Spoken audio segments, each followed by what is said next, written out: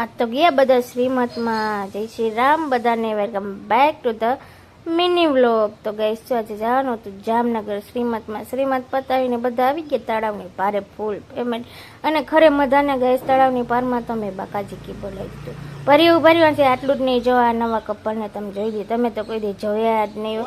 પછી એક બધા છે ને ફૂલ ફેમિલી છે ને પંચથી મસ્ત મજાને પોરો ખાવા બે ગયા, કારણ કે થાકી બહુ ગયા હતા, જમાઈ વધારે ગઈ.